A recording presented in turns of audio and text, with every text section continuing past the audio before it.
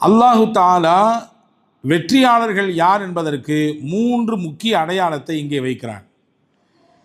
நன்மைகளை பிறருக்கு ஏவுவார்கள், தீமைகளை விட்டு மக்களை தடுப்பார்கள், அத்தோடு நில்லாது யதுஊன இலல் கைர், நன்மையின் பக்கம் மக்களை அழைத்து கொண்டே இருப்பார்கள். நல்ல காரியங்களை செய்யக்கூடிய சமூகத்தை உருவாக்குவதற்கு ஒரு பெரும் சிரமத்தை, ஒரு பெரும் விஷயத்தை அவர்கள் தங்கள் கவனத்தில் எடுத்துக்கொள்வார்கள் என்று குர்ஆன் சொல்கிறது.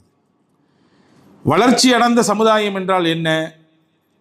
காசு, பணம், பதவி, பட்டம் அல்லது வேறு ஏதாவது உலகாதாய விஷயங்களில் வளர்ந்து ஓங்கி நிற்பது மட்டுமே வளர்ச்சிக்கான அடையாளமா என்றால் கிடையாது. பண்பாடுகள், நல்ல குணநலங்கள், சிறந்த தன்மைகள் இத்தோடு சேர்த்து வளரக்கூடிய வளர்ச்சி தான் உண்மையான நாகரீக வளர்ச்சி மிக்க சமூகமாக அடையாளம் காண முடியும். இல்லை, கல்வியில் உயர்ந்து நிற்கிறார்கள், பொருளாதாரத்தில் உழைந்து நிற்கிறார்கள், பதவி பட்டங்களில் நல்ல இடத்தில் இருக்கிறார்கள், ஆனால் இஸ்லாமிய ஒழுக்க விழுமியங்களில் வீழ்ந்து போயிருக்கிறார்கள் என்றால் அதற்கு வளர்ச்சி என்று சொல்ல முடியாது. அது ஒரு விதமான வீக்கம் என்றே சொல்ல முடியும். இஸ்லாம் வளர்ச்சி அடைந்த சமுதாயத்திற்கு வைக்கக்கூடிய மிக முக்கியமான ஒரு விஷயம் என்னவென்றால், நல் ஒழுக்கத்துடன் சிறந்த பண்பாடுகளோடு சிறந்த குணநலங்களோடு தன்மைகளோடு அந்த சமூகம் வளர வேண்டும் என்று இஸ்லாம் விரும்புகிறது. காரூன் என்ற கொடியவன் இருந்தான். நமக்கு தெரியும், மூசா அலைஹிஸ்ஸலாமுடைய காலத்திலே வாழ்ந்த பெரும் பணக்காரன், பெரும் செல்வ செழிப்புகளை நிறைவாக பெற்றவன்.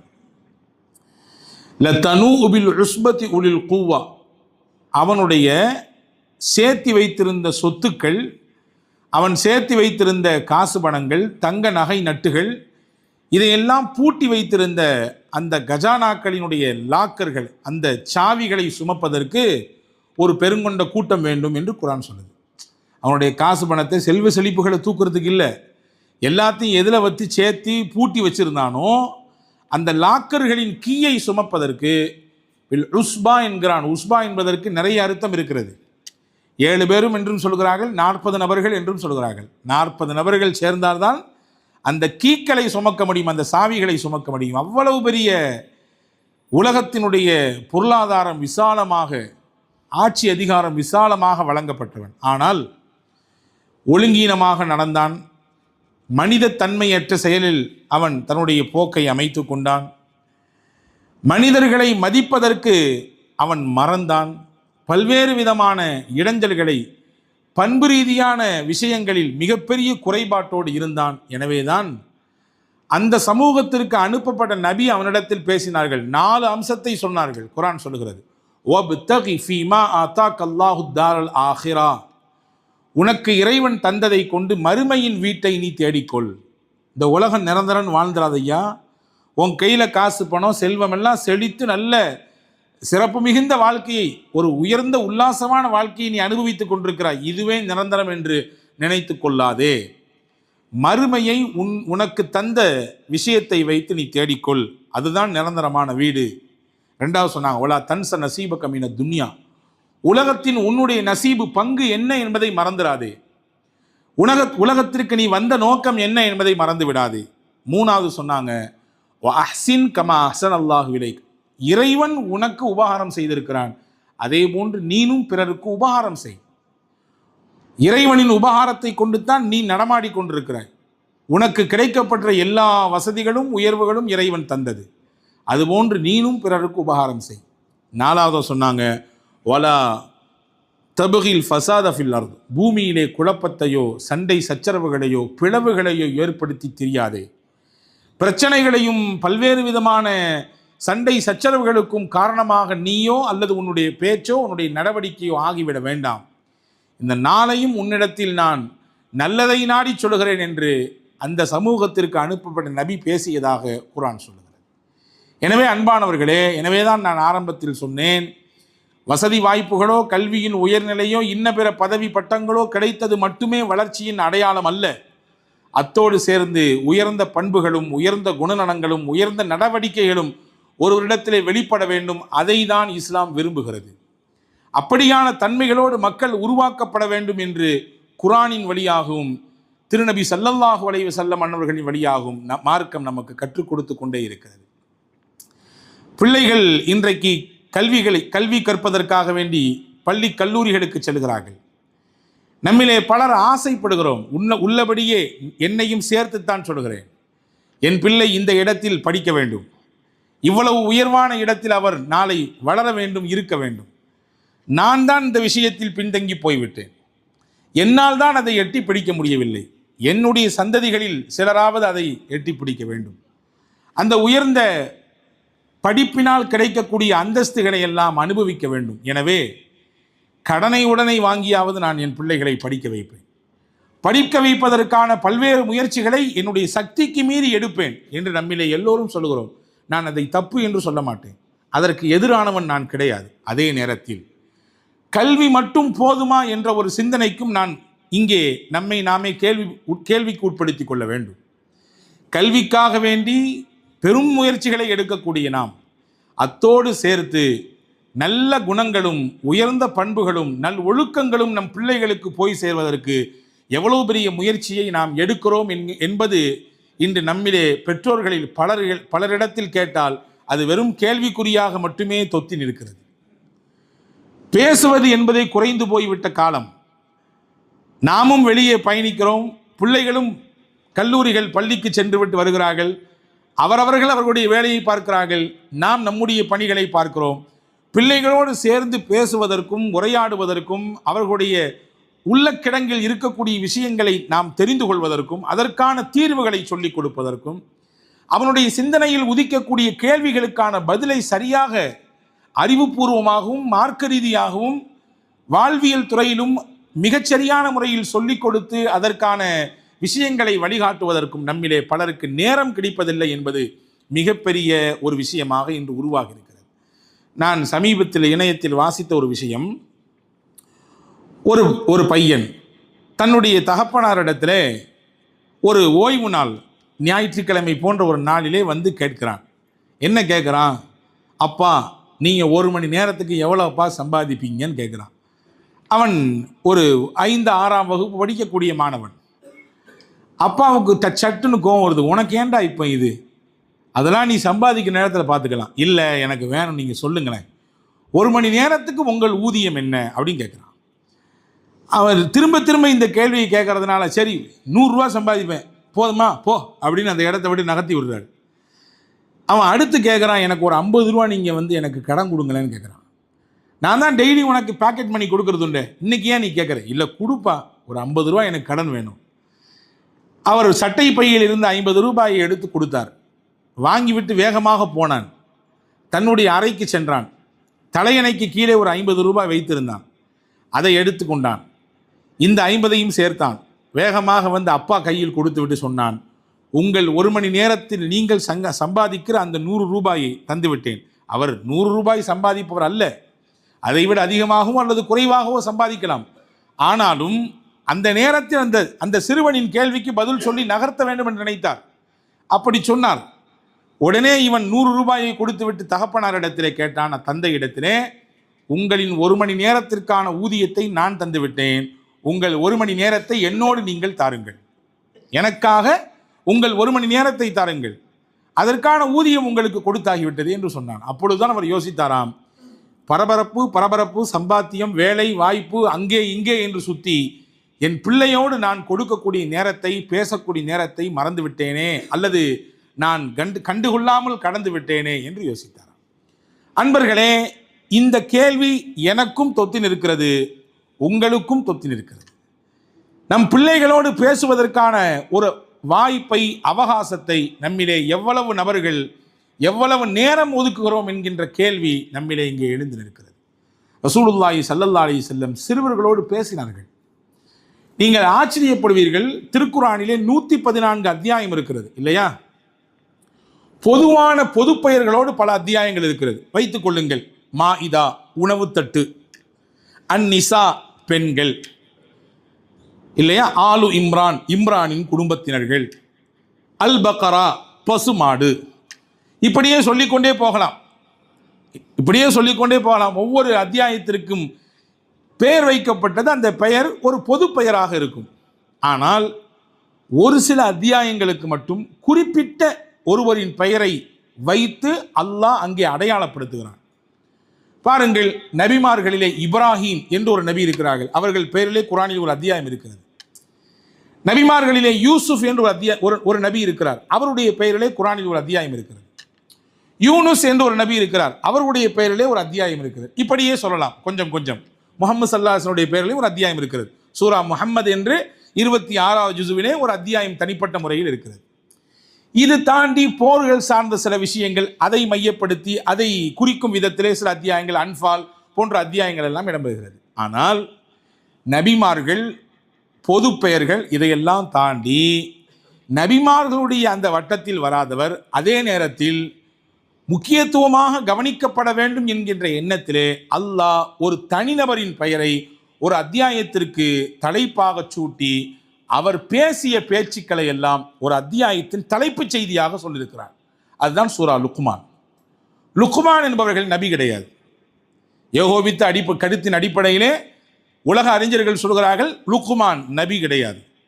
ஆனால் அவர் ஒரு நல்லவர், அதே நேரத்திலே இறைவனால் ஞான உதிப்புகளை கொடுக்கப்பட்டவர், நல்ல பல வழிகாட்டியாக பல அரசர்களுக்கு அமைச்சராக இருந்தவர், பல்வேறு ஞான கருத்துக்களை உலகத்தில் சொன்னவர். அந்த லுக்மான் அலைஹிஸ்ஸலாமின் பேரிலே திருக்குர்ஆனிலே ஒரு அத்தியாயம். அந்த அத்தியாயத்தில் அல்லாஹ் சொல்ல வரக்கூடிய செய்தி என்ன தெரியுமா? அவரும் அவர் பெற்ற பிள்ளையும் பேசிக்கொண்ட உரையாடலை அந்த அத்தியாயத்தின் தலைப்புச் செய்தியாக வைத்தான்.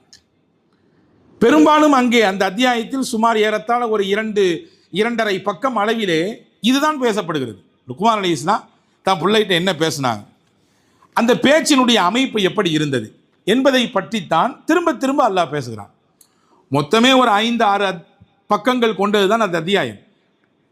ஆனால் அதிலே அதிகபட்சமாக அல்லாஹு தாலா லுக்மான் அலைஹிஸ்ஸலாம் தன் மகனிடத்திலே பேசிய அந்த உரையாடலை இங்கே வசனங்களாக பதிவு செய்து உலக அழிவு நாள் வரை வரக்கூடிய மக்கள் எல்லாம் படித்து நல் உணர்வு பெற வேண்டும் என்று அல்லாஹ் முடிவு செய்தான். ஏன்? ஒரு நபியாக இல்லாதவர், சரி, அவர் தான் பிள்ளைகிட்ட பர்சனலாக பேசின விஷயத்தை எல்லாம் எடுத்து ஒரு தனி அத்தியாயத்தில் முக்கிய செய்தியாக தலைப்பிட்டு பேசுவதற்கான காரணம் என்ன? பிள்ளைகளின் உளவியலை பெற்றோர்கள் புரிந்து கொள்ள வேண்டும் என்று அல்லாஹ் விரும்புகிறான்.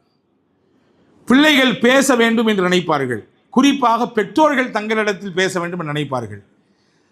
தங்களுக்கு ஏற்படக்கூடிய சந்தேகங்களுக்கெல்லாம் நம்முடைய அப்பா நமக்கு பதில் சொல்ல வேண்டும் என்று நினைப்பார்கள். நம்மோடு நிறைய நேரங்கள் நம்முடைய தந்தையார் கழிக்க வேண்டும் என்று நினைப்பார்கள், நேரங்களை செலவழிக்க வேண்டும் என்று நினைப்பார்கள்.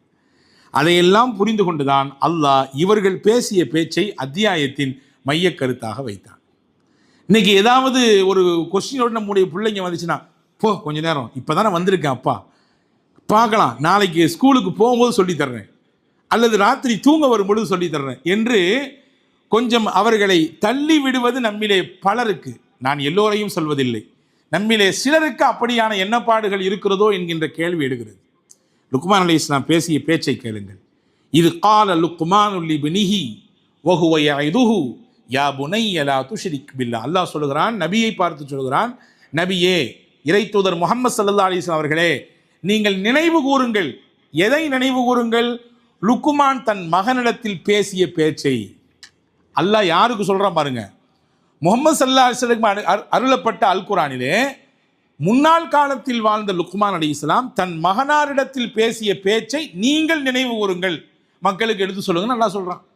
வஹுவ யஇதுஹு, அவர் நலவை நாடி தன் பிள்ளைகளுக்கு உபதேசித்தார். என்ன சொன்னார்? அல்லாஹ் அடுத்தடுத்த பட்டியல், யா புனை லா துஷ்ரிக் பில்லாஹ், என் அருமை மகனே, எக்காலத்திலும் இறைவனுக்கு நீ இணை கற்பித்து விடாதே. யா புனை, உனக்கென்று என்ன நிர்ணயிக்கப்பட்டிருக்கிறதோ அது நிச்சயம் அல்லாஹ் உன் கைகளில் கொண்டு வந்து சேர்ப்பான், அது நிச்சயம் உன்னை விட்டு தவறி போகாது. யா புனை, என் அருமை மகனே, தொழுகையை நிலைநாட்டு. வஅமுர் பில் மாரூஃப், நல்லதை மக்களுக்கு எடுத்துச் சொல். வன்ஹா அனில் முன்கர், தீமைகள் கண்டால் நீ அதை தடுத்து விட வேண்டும். தீமைகளை பார்த்து நீ ஒதுங்கி போகக்கூடாதுப்பா, உன்னையால முடிஞ்ச அளவுக்கு அதை மாற்றத்துக்கு முயற்சி பண்ணணும். வஸ்பிர் அலாமா அசாபக், உன் வாழ்க்கையில் உன்னுடைய இளமை காலமாகட்டும் அல்லது அதை கடந்து வரக்கூடிய காலங்களாகட்டும், என்னென்ன சோதனைகள் எல்லாம் வருகிறதோ அதிலெல்லாம் தன்னம்பிக்கையோடு பொறுமையாக இருக்க வேண்டும். மனம் தளர்ந்து விடக்கூடாது, பின்வாங்கி விடக்கூடாது, பயந்து விடக்கூடாது. இப்படி நீ பயந்து பின்வாங்கி விட்டால் கோலை என்று உன்னை உலகம் சொல்லும். பொறுமையாகவும் இருக்க வேண்டும், தன்னம்பிக்கையோடும் இருக்க வேண்டும், இறைவன் இருக்கிறான் என்கின்ற சிந்தனையோடு இருக்க வேண்டும். இன்ன தாலிக மின் அஸ்மில் உமூர், காரியங்களிலே மிகவும் உறுதியானது என்ன தெரியுமா? கஷ்ட காலங்களில், நெருக்கடி காலங்களில் திடனான மனதோடு எது வந்தாலும் பார்த்து கொள்ளலாம் என்கின்ற தைரியத்தோடு இறை நம்பிக்கையோடு நிலைத்து நிற்பது இருக்கிறதே, அதுதான் காரியங்களில் மிக உறுதியானது. எனவே அதை கைவிட்டு விடாதே. வலா துஸஇர் ஹத்தக லின்னாஸ், மக்களிடத்திலிருந்து உன் முகத்தை நீ அங்கு அவர்கள் பேச வரும் பொழுது அப்படி திருப்பிக் கொள்ளாதே. வலா தம்ஷி ஃபில் அர்தி மரஹா, பூமியிலே பெருமையோடு அகம்பாவத்தோடு ஆணவத்தோடு நடக்காது. இந்த பூமி உனக்கு மட்டும் சொந்தமானதல்ல. உன்னிடத்தில் கல்வி வந்து விடலாம், காசு பணங்கள் ஒரு கட்டத்தில் நிறைய சம்பாதித்து விடலாம், பேரும் புகழும் உனக்கு உலகத்தில் நிறைய கிடைத்து விடலாம். அந்த கட்டத்திலெல்லாம் பதவி உன்னை கொண்டு அலங்காரம் பெறலாம். அந்த பதவியை வச்சு உனக்கு அலங்காரத்தை தாண்டி உன்னை வைத்து அந்த பதவிக்கே அலங்காரமாக ஆகிவிடலாம். இதெல்லாம் கையில் கிடைத்தாலும் கூட நீ ஆணவம் கொள்ளாதே, தலைக்கணம் கொள்ளாதே, பெருமையோடும் ஆணவத்தோடும் நடக்காதே.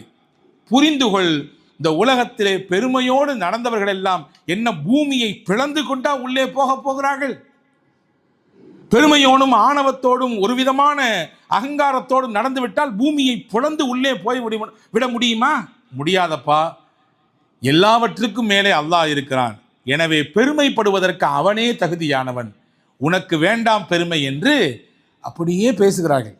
அன்பர்களே, நான் என்னிடத்திலும் கேட்கிறேன், உங்களுக்கும் சேர்த்தே சொல்லுகிறேன், இந்த மாதிரியான வார்த்தைகள் நம் பிள்ளைகளிடத்தில் எவ்வளவு நபர்கள் எவ்வளவு நேரம் பேசியிருப்போம். வெறும் தொழுகை மட்டும் சொல்லவில்லை, பண்புகளை சொல்லித் தருகிறார்கள், பொறுமையாக இருக்க வேண்டும் என்று கற்றுத்தருகிறார்கள், தன்னம்பிக்கை ஊட்டுகிறார்கள். இறைவன் பார்க்கிறான், எனவே ஆணவம் கொள்ளக்கூடாது, அகம்பாவம் கொள்ளக்கூடாது என்று கற்றுத்தருகிறார்கள். தகப்பனாருக்கும் தாய்க்கும் பெற்றோருக்கும் எப்படி நல்ல பிள்ளையாக நடக்க வேண்டும் என்பதை கற்றுத்தருகிறார்கள்.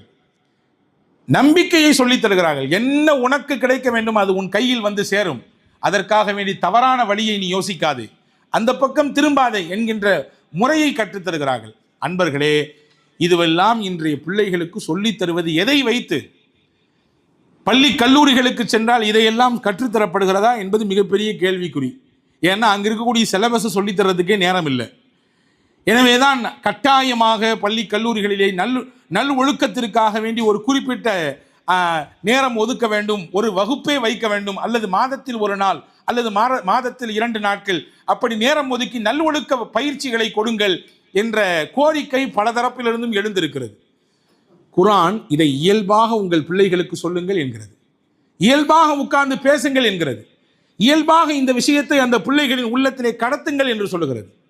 அது மிகப்பெரிய மாற்றத்தை அவர்களின் வாழ்க்கையில் வளர்கிற நேரத்திலும் தரும். அவர்கள் தங்களுடைய கல்லூரி படிப்பு முடித்து அவர்கள் பணிகளுக்கு செல்லக்கூடிய நேரத்திலும் இதனுடைய தாக்கத்தை அங்கே பார்க்கலாம் என்பதை இஸ்லாம் நமக்கு கற்றுத்தருகிறது. ஹஜ்ரத் ரசூலுல்லாஹி ஸல்லல்லாஹு அலைஹி வஸல்லம் திர்மிதி ஷரீஃபில் ஒரு ஹதீஸ் வந்திருக்கிறது. இப்னு அப்பாஸ் ரலியல்லாஹு அன்ஹு அவர்கள் அறிவிக்கிறார்கள், ரசூலுல்லாஹ் என்னை கூட்டிட்டு போனாங்க. இப்னு அப்பாஸ் ரலியல்லாஹுக்கு அப்போ வயசு ஒரு 10 வயசுக்குள்ளே தான் இருக்கும். 10 வயதிற்கு உள்ளே இருக்கக்கூடிய ஒரு சிறுவர் சொல்கிறார், என்னுடைய நபி அழைத்து கொண்டு போனார்கள், என்னிடத்தில் பேசினார்கள். ஆனந்தத்தோடு சொல்கிறார், நபி என்னிடத்தில் பேசிய அந்த விஷயத்தை அவர் ஆனந்தத்தோடு பதிவு செய்கிறார். என்ன பேசினார்கள் தெரியுமா? யா குலாம், சிறுவனே, அன்போடு அழைப்போமே, ரொம்ப பரிவோடு பாசத்தோடு பிள்ளையை அழைக்கக்கூடிய ஒவ்வொரு ஊருக்கும் ஒரு பழக்கம் இருக்கிறது. ராஜா என்பார்கள், அப்பா என்பார்கள், வேறு சில வார்த்தைகளை சொல்வார்கள், செல்லம் என்பார்கள். அப்படி அழைத்து என்னிடத்தில் சொன்னார்கள், இன்னி அல்லிமுக கலிமாத், சில வார்த்தைகளை உனக்கு நான் சொல்லி தரட்டுமோ அப்பான்னு கேட்டாங்க. சில விஷயம் உனக்கு நான் சொல்லி தரட்டுமா, நீ அதை உள்வாங்கிக்குவா, முக்கியமான விஷயம் சொல்ல போகிறேன் அப்படின்னு சொன்னாங்க. நான் உடனே சொன்னேன், கண்டிப்பாக சொல்லித்தாங்க நபியே, நீங்கள் என்ன சொல்லித்தாரீங்க, நீங்கள் என்ன என்ற பேச போகிறீங்கன்றதை நான் ஆவலாக இருக்கேன், ஆசையாக இருக்கேன், சொல்லித்தாங்க. அப்போ தான் ரசூல் சொன்னாங்க, யஹ்ஃபதில்லா யஹ்ஃபதுக, அல்லாவின் விஷயத்தில் பேணி பாதுகாப்பாக நடந்து கொள்ள வேண்டும். ஹராம் ஹலாலை பேணி வாழ வேண்டும். அல்லாஹ் நீ அப்படி வாழ்ந்தால் உன்னை அவன் காப்பான். உனக்கு வரக்கூடிய நெருக்கடிகளில், கஷ்டங்களில், சூழலில் உன்னை அவன் காப்பான். இஹ்ஃபதில்லா தஜிதுஹு துஜாஹக. அல்லாவின் வரையறையிலே நீ சரியாக இருந்தால் உனக்கு முன்னால் இறைவனை நீ பார்ப்பாய். அப்படின்னா என்ன அர்த்தம்? அல்லாஹ் விஷயத்தில் மார்க்கம் சொல்லி கொடுத்த அந்த வரையறையிலே, அந்த கோட்டில் நீ சரியாக நின்றால், அந்த அந்த பாதையில் நீ சரியாக பயணித்தால், நீ மட்டும் பயணிப்பதாக நினைத்து கொள்ளாதே, உன்னோடு அல்லாவும் இருக்கிறான், அல்லாவின் உதவியும் இருக்கிறது. நீ மார்க்கம் கொடுத்த வரையறையெல்லாம் மீறி, மார்க்க வரம்புகளை எல்லாம் மீறி, மனித மனம் ஏற்றுக்கொள்ளாத விஷயங்களை எல்லாம் செஞ்சு முடிச்சுட்டு எனக்கு வர்றதில்லையே, எனக்கு இறைவன் உதவி செய்யறதில்லையே என்று சொல்வதிலே, புலம்புவதிலே எந்த அர்த்தமும் இல்லை. நீ சரியாக அந்த பாதையில் நிலைத்து நில், உனக்கு அந்த பாதையில் இறைவனின் உதவி கிடைக்கும். இதா சல்த ஃபஸ்அலில்லா. நீ என்ன கேட்கணும்னு நினைச்சா முதல்ல அல்லாட்ட கேளு. ஃபர்ஸ்ட் அல்லாட்ட கேளு, அதற்கு அடுத்து உன்னுடைய காரியத்தை துவங்கு. வைதஸ்தான்த வஸ்தஇன் பில்லா. உனக்கு என்ன உதவி தேவைப்பட்டாலும் அல்லாவை அழை, அவனை அழைத்து உன்னுடைய உதவி கோரலை வை. அடுத்து சொன்னாங்க, வாழ மன்னல் உம்மத்தல விஜிதமாத் அலா ஐயன் ஃபவுக பிஷையின் லம் என் ஃபவுக பிஷையின் இல்லா கது கத்தபல்லாஹு லக. புரிந்துகொள் மகனே, உலகமெல்லாம் சேர்ந்து உனக்கு ஒரு நன்மை செய்ய நாடுகிறது. அல்லாஹ் அந்த நன்மையை உனக்கு வேண்டாம் என்று விரும்பினால், உலகமெல்லாம் சேர்ந்தாலும் ஒரு நன்மையை உனக்கு கொண்டு வந்து கொடுக்க முடியாது. அடுத்து சொன்னாங்க, உலகமெல்லாம் சேர்ந்து உன்னை சுற்றி இருக்கவங்கெல்லாம் சேர்ந்து உனக்கு எதிராக குழி பறிச்சு உன்னைய தள்ளி விட்டு நீ வம்பா போகணும், நாசமா போகணும் நினைச்சு நிறைய நிறைய நிறைய உனக்கு சுற்றி நடக்குது பிளான். ஆனால் அல்லாஹ் அதனுடைய பாதிப்பு உனக்கு கொஞ்சம் கூட வரக்கூடாதுன்னு நினச்சிட்டான்னா, உன்னை சுற்றி 100 பேர் இல்லை, 1000 பேர் இல்லை, 1,00,000 பேர் திட்டம் போட்டாலும் உனக்கு எதிராக அவங்களால ஒரு துரும்ப கூட நகட்ட முடியாது. விளங்கிக்கப்பா, உனக்கு ஒரு நன்மை வேணும்னு உலகம் முழுக்க சேர்ந்து முயற்சி பண்ணாலும் அல்லாஹ் நாடாட்டி உனக்கு கிடைக்காது. உனக்கு ஒரு தீமையை, ஒரு பிரச்சனையை, ஒரு இடைஞ்சலை கொடுக்கணும்னு உலகமெல்லாம் சேருது. உலகமெல்லாம் சேருதுன்னு சொல்றதுடைய காரணம் என்னன்னா, உலகமெல்லாம் சேர்ந்தா ஒருத்தருக்கு ஆப்போசிட்டா இருக்க போது அப்படி அல்ல. உன்னை சுத்தி இருப்பவர்கள் எல்லாம் உனக்கு எதிராக இருப்பதை போல ஒரு பிம்பம் உருவாக்கப்படுது. ஆனா அல்லாஹ் நாடுறான், உனக்கு அதிலிருந்து ஒரு சின்ன பாதிப்பு கூட வரக்கூடாதுன்னு. அல்லாஹ் நானதான் நடக்கும்பா, நீ கவலைப்படக்கூடாது. எவ்வளவு பெரிய தன்னம்பிக்கை, இறைநம்பிக்கையின் வார்த்தை இது. இப்னு அப்பாஸ் ரலியல்லாஹு சொல்றாங்க, இது நான் சின்ன பிள்ளையில கேட்டேன், இப்பவும் என் மனசுல பசுமையான்னு இருக்குது. ரசூலுல்லாஹ் என்கிட்ட பேசின பேச்சு அப்படியே மனசுல பதிஞ்சு போச்சுன்றாங்க ஹஜ்ரத் இப்னு அப்பாஸ் ரலியல்லாஹு அன்ஹு. அன்பான சகோதரர்களே, இப்போ பள்ளி கல்லூரிகளுக்கு அனுப்பக்கூடிய இந்த காலகட்டத்திலே நாம் நம்மிலே பல நேரங்களில் இப்படி யோசிப்பது உண்டு. ஏதாவது பிள்ளைங்க தப்பு பண்ணா கூப்பிட்டு பேசுகிறோம், கண்டிக்கிறோம், அல்லது ஏதாவது அவன்கிட்ட சொல்லணும்னு நினச்சா அப்போ பேசுகிறோம். அத்தோடு முடிந்து போனது. இயல்பாக அமர்ந்து இந்த மாதிரியான நல்ல உபதேசங்களை, நல்ல வழிகாட்டுதல்களை, வாழ்க்கையினுடைய உண்மைத்தன்மையை, ஒவ்வொரு மனிதர்களின் சிந்தனை உன்னை சுற்றி இருப்பவர்களிடத்தில் எப்படியெல்லாம் இருக்கும், அதை நீ எப்படி எதிர்கொள்ள வேண்டும், அந்த நேரத்தில் எந்த மாதிரியான விஷயங்களை கையில் எடுக்க வேண்டும் என்பன போன்ற விஷயங்களை எல்லாம் நாம் எவ்வளவு தூரம் கவனம் எடுத்து உள்ளே நாம் நம் பிள்ளைகளுக்கு சொல்லிக் கொடுக்கிறோம் என்கின்ற கேள்வி நமக்கு இருக்கிறது. ஹஜ்ரத் அனஸ் இப்னு மாலிக் ரலியல்லாஹு அன்ஹு ரசூலுல்லாஹ் கூட 10 வருஷம் இருந்தாங்க. திருமதியில் இந்த ஹதீஸ் வருது, ரசூலுல்லாஹ் என்னை கூப்பிட்டு சொல்லி கொடுத்தது இன்னைக்கும் என் மனசில் நிற்கிது. நான் அப்போ சின்ன பிள்ளை, 10 வயசு தான் எனக்கு. ரசூலுல்லாஹ் என்னை கூப்பிட்டு பேசினாங்க. என்ன பேசினாங்க தெரியுமா? யா புனை இன் கதர்த அன் துஸ்பிஹ அம் தும்சி ஃபலைஸ ஃபீ கல்பிக கிஷ்ஷும் மின் நஹதின் ஃபஃஅல் தாலிக். நான் இன்னைக்கு ஒன்று சொல்ல போகிறேன், கேட்குறியா அப்படின்னு கேட்டாங்க. அன்பு கலந்த கட்டளை அது. ஒரு வெறும் கட்டளையாக இல்லாமல் இப்படி தான் செய்யணும், சொல்கிற மாதிரி தான் கேட்கணும், அப்படியாக்கும் இப்படியாக்கும் என்று வெறும் கட்டளையாக இல்லாமல் அன்புடன் அதை புகட்டினார்கள். மகனே, என் அருமை பிள்ளையே, நான் உனக்கு ஒன்று சொல்லித்தரேன், நீ கேட்க தயாராக இருக்கியப்பா? நான் உன்கிட்ட பேசலாமா? நான் ஒன்று சொல்ல போகிறேன், அதை நீ உள்வாங்கிறதுக்கு ரெடியாக இருக்கிறியா அப்படின்னு கேட்டாங்க. ஒரு இறை தூதர் இப்படி கேட்பது எனக்கு பெரிய பெரிய பரவசத்தை கொடுத்தது. யார் ரசூலுல்லாஹ் 10 வயசு தான் அவருக்கு, ஆனாலும் கூட சுற்றி இருக்கக்கூடிய சிச்சுவேஷன்லாம் பார்த்துருப்பார்ல. எவ்வளோ பெரிய மரியாதைக்கு ரசூலுல்லாஹ் சொந்தக்காரர்கள், எவ்வளவு பெரிய பெரிய வயதில் மூத்தவர்கள், அவர்களுக்கு கொடுக்கக்கூடிய அந்த கண்ணியம், மரியாதை, இதையெல்லாம் பார்த்து வளர்ந்தவராச்சே. ரசூலுல்லாஹ் ஏன்ட்டு ஒரு விஷயம் சொல்ல போகிறாங்களா? நபியை சொல்லுங்களேன், நீங்கள் சொன்னால் நான் கேட்கறதுக்கு உடனே தயாராக இருக்கு, நீங்கள் என்ன பேசணும்னு ஆசையாக இருக்குது. அப்போ ரசூலுல்லாஹ் சொன்னாங்க, பாப்பா ஒன் டே ஃபுல்லாக நீ உன் மனசில் யாரை பற்றி எந்த தப்பான எண்ணம் கொள்ளாமல் இருக்க முடியும்னு இருந்தா அப்படி இருந்துக்கப்பா. யாரை பற்றி எந்த தப்பான அபிப்பிராயம் உன் மனசில் கூட வர வேண்டாம். ஏன்னா எல்லாரையும் பற்றி நல்ல அபிப்பிராயம் கொள்வது என்னுடைய பழக்கம்பா. நான் என்னுடைய ஹேபிட் என்னன்னு சொல்லட்டுமா, என்னுடைய வழக்கம் என்னன்னு நான் சொல்லட்டுமா, யாரை பற்றியும் தப்பான அபிப்பிராயம் என் மனசில் கூட வராது. அதனால் அதே ஒரு முறையை நீனும் கற்றுக்கோ. நீனும் உன்னுடைய லைஃப்பில் அதை நீ செல்லுபடியாக்க, அதை செயல்படுத்து. என்னுடைய பழக்கத்தை யார் பிரியப்படுறாரோ அவர் என்னை பிரியப்பட்டதா அர்த்தம். என்னை ஒருத்தர் பிரியப்பட்டார்னா நாளைக்கு சொர்க்கத்தில் அல்லாஹ் என்னையோடு கொண்டு வந்து அவரை உட்கார வச்சிருவான். ரசூலுல்லாஹ் எப்படி சொல்கிறாங்க பாருங்கள். ஒரு விஷயத்தை பாப்பா மனசில் எதுவும் தப்பான நினைக்கக்கூடாது, எல்லாம் அப்படி தான் இருப்பாங்க, பார்த்து கடந்து போய்கிட்டே இருக்கணும் அப்படின்ற மாதிரி சொல்லாமல், நீ மனசில் எல்லாரையும் நல்ல அபிப்பிராயத்தோடு தான் உன்னுடைய மனசில் நீ வச்சுக்கணும், தப்பான எண்ணம் வரக்கூடாது அப்படின்னு சொல்லி நிறுத்தாமல், நான் அப்படி தான்ப்பா இருக்கிறேன், என்னை யாரெல்லாம் பிரியப்பட்டாங்களோ என்னுடைய வழிமுறையை பிரியப்பட்டவங்களாம் என்னையை பிரியப்பட்ட மாதிரி, என்னை பிரியப்பட்டாங்கன்னா அல்லாஹ் தஆலா அவங்கள சொர்க்கத்தில் கொண்டு போய் என்னோட வச்சிருவான் அப்படின்னாங்க. அனஸ் பின் மாலிக் ரலியல்லாஹு சொல்கிறாங்க, நான் 10 வயசில் கேட்டேன், இன்னைக்கு வரை எனக்கு அது மனசில் அப்படியே பதிஞ்சு போச்சு. ரசூலுல்லாஹ் சொன்னதை அப்படியே நான் அதை ஃபாலோ பண்ணுறேன். யாரை பற்றி எந்த தப்பான அபிப்பிராயத்தையும் மனசில் கொண்டு வர்றதே கிடையாது அப்படின்றாங்க ஹஸரத் அனஸ் பின் மாலிக் ரலியல்லாஹு. அன்பான சகோதரர்களே, பேசுவதற்கான வாய்ப்பை நாம் தான் உருவாக்க வேண்டும். உரையாடல் என்பது சிறந்த சிந்தனையை, புரிதலை பிள்ளைகள் எல்லாத்துக்குமே கொடுக்கும். பொதுவாகவே பேசி தீராத பிரச்சனைகள் கிடையாது என்று நாம் சொல்லி சொல்லி கேட்டிருக்கிறோம், அல்லது நாம் அனுபவித்தும் இருப்போம். பேசலைன்னா பேசிட்டா தீராத விஷயம் என்று ஏதாவது இருக்குதா? பேசிடுங்க, மனசு விட்டு எல்லாம் போயிருங்க, பாரத்தெல்லாம் இறக்கி வச்சிடலாம்னு சொல்கிறோமா இல்லையா? பிள்ளைகளோடு பேச வேண்டும். பேச்சு என்பது பிள்ளைகளுக்கான ஒரு உளவியல். அவர்களோடு உட்கார்ந்து அமர்ந்து பேசும் பொழுது, அவர்களிடத்திலே மனது விட்டு பேசும்போது, அவர்களுடைய கருத்தை கேட்கும்போது, அவர்கள் சொல்லக்கூடிய கேள்விகளுக்கு நாம் பதிலை நம்மால் முடிந்த அளவுக்கு எடுத்து வைக்கும் பொழுது சிறந்த புரிதலை கொடுப்பதோடு மட்டுமல்ல, நம்முடைய பேச்சு சில வார்த்தைகள் அவர்களுக்கு மிகப்பெரிய நம்பிக்கையையும் தைரியத்தையும் கூட கொடுத்து விடலாம். இன்னைக்கு பிள்ளைகள் பார்க்கிறோம், வெளியிலே கல்வியாளர்களுக்கு மதிப்பு கொடுக்காத ஒரு சூழல் உருவாகி இருக்கிறது. பள்ளி கல்லூரியிலே படிக்கக்கூடிய படிப்பை சொல்லித்தரக்கூடியவர்களுக்கு மரியாதை கொடுக்காத ஒரு சூழல் உருவாகி இருக்கிறது. அதை நாம் பார்க்கிறோம். சர்வசாதாரணமாக அவங்களை எல்லாம் தட்டி விடுற மாதிரி பேசுறதும், அவர்களை எதிர்த்து பேசுவது என்பதை தாண்டி ஒரு விதமான உதாசீனப்படுத்தக்கூடிய கண்ணோட்டத்திலே அவர்களிடத்தில் நடந்து கொள்வதையும் பார்க்கிறோம். ரசூலுல்லாஹி ஸல்லல்லாஹு அலைஹி வஸல்லம் ஒரு மரியாதை மிக்க ஒரு நாளைய தலைமுறையை பெருமானார் உருவாக்கி தந்தாங்க. ஹதீஸில் வருகிறது, இப்னு அப்பாஸ் ரலியல்லாஹு தான், அவரும் சின்ன பிள்ளை தான். அவர் சந்திக்க போறார். யார் அப்படின்னா ஸைத் இப்னு சாபித் அப்படின்னு ஒரு சஹாபியை சந்திக்க போறார்.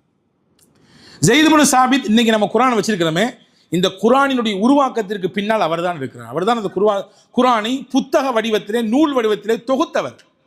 பெரிய கல்வியாளர், ரசூலுல்லாஹ் அங்கீகரித்த கல்வியாளர்களில் ஒருவர் அவர். இப்போ இப்னு அப்பாஸ் அவரும் பெரிய கல்வியாளர் தான், சின்ன வயதிலே ரசூலுல்லாஹ்வுடைய துஆவை பெற்றவர். இவர் சந்திக்கிறதுக்காண்டி போறார் ஸைத் இப்னு சாபித் ரலியல்லாஹு. இவர் போய் வீட்டு கதவை தட்டின உடனே அவர் அங்கேயும் கதவை திறந்துட்டு பதறி அடிச்சு வர்றாரு. நீங்க ஏங்க வந்தீங்க? நீங்க சொன்ன நான் வந்திருப்பேன்ல அவர் சொல்லுகிறார் ஸைத். ஏன்னா இப்னு அப்பாஸ் ரசூலுல்லாஹ்வுடைய குடும்பத்துக்காரங்க, நபி ஸல்லல்லாஹு அலைஹி வஸல்லம் குடும்பத்தில் கட்டுப்பட்டவர். ஏன்னா உங்க குடும்பத்துக்கு மரியாதை இருக்குது, ரசூலுல்லாஹ்வுடைய குடும்பமாச்சே நீங்க சொன்னா நான் உங்களை வந்திருப்பேன் பார்க்கறதுக்கு. ஸைத் இப்னு சாபித் இடத்துல இப்னு அப்பாஸ் ரலியல்லாஹு சொன்னாங்க, நாங்கள் நபியின் குடும்பமாக இருந்தாலும் நபி மதித்த கல்வியாளர்கள் ஒருவர் நீங்கள், உங்களை மதிக்கணும். உங்களை தேடி தான் நான் வர வேண்டும். நான் கல்வி தேடி வந்திருக்கிறேன், கல்வியை கற்றுக்கொள்ள வந்திருக்கிறேன். நான் ஒரு இடத்துல உட்கார்ந்துருப்பேன், நீங்க தான் இனி பார்க்கணுன்றது மரபல்ல. கல்வியை தேடித்தான் மாணவன் செல்ல வேண்டும்.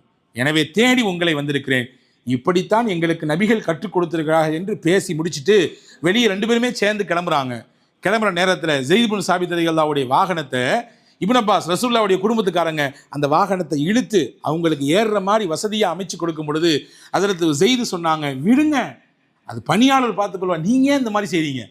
நீங்க ரசூலுல்லாஹ்வுடைய குடும்பம், நீங்க எல்லாம் ஒதுங்கி நின்னுங்க, நீங்களாம் அந்த வேலை செய்யக்கூடாதுன்னு சொல்லும் பொழுது இப்னு அப்பாஸ் ரலியல்லாஹு சொன்னாங்க, ஹாக்கதா உமிர்னா அன்னஃபஅல பி உலமாஇனா, எங்களிலே கல்வியாளர்களிடத்தில் எப்படி நடந்து கொள்ள வேண்டும் என்பதை ரசூலுல்லாஹ் எங்களுக்கு இப்படி தான் கற்றுக் கொடுத்தாங்க. கல்வியாளருக்கு கொடுக்கக்கூடிய மரியாதை அவருடைய வயதுக்கோ அல்லது அவருடைய நிலைக்கோ கொடுப்பதல்ல, அவர் கற்றிருக்கக்கூடிய கல்விக்கு கொடுக்கக்கூடியது. அது அவர் படித்திருக்கக்கூடிய கல்வி அவ்வளவு உயர்வா, அதனால தான் அந்த மரியாதை. வயசை வச்சு அல்ல, அவர் படித்திருக்கக்கூடிய கல்விக்கு கொடுக்கக்கூடிய மரியாதை ரசூலுல்லாஹ் எங்களுக்கு சொல்லி கொடுத்தாங்கன்னா இப்னு அப்பாஸ் ரலியல்லாஹு. உடனே ஸைத் ரலியல்லாஹு இப்னு அப்பாஸ் ரலியல்லாஹு கையை பிடிச்சி அப்படி முத்துனாங்களாம், இப்னு அப்பாஸ் ரலியல்லாஹுடைய கையை. புகாரி ஷரீஃபினுடைய விரிவுரையிலே இந்த செய்தி எல்லாம் வருகிறது. உடனே ஹஜ்ரத் இப்னு அப்பாஸ் வயசுல சின்ன பிள்ளை தானே, கையை அப்படி எடுத்தாங்க. நீங்க என்ன இப்படி முத்துறீங்க? உடனே ஸைத் ரலியல்லாஹு சொன்னாங்க, இப்படித்தான் ரசூலுல்லாஹ்வுடைய குடும்பத்துக்காரங்களை கண்ணியப்படுதுன்னு எங்களுக்கு ரசூலுல்லாஹ் சொல்லி கொடுத்துருக்காங்க. நீங்க சாதாரண குடும்பம் இல்லையே, நபியினுடைய குடும்பமாச்சே, சாதாத்தாச்சே, செய்யிதாச்சே, ரசூலுல்லாஹ்வுடைய பரம்பரையாச்சே, அந்த பரம்பரையில் வந்த பிள்ளைகளுக்கு இப்படி தான் கண்ணியப்படுத்தணும்னு சொல்லி எங்களுக்கு ரசூலுல்லாஹ் கற்றுக் கொடுத்துருக்காங்க.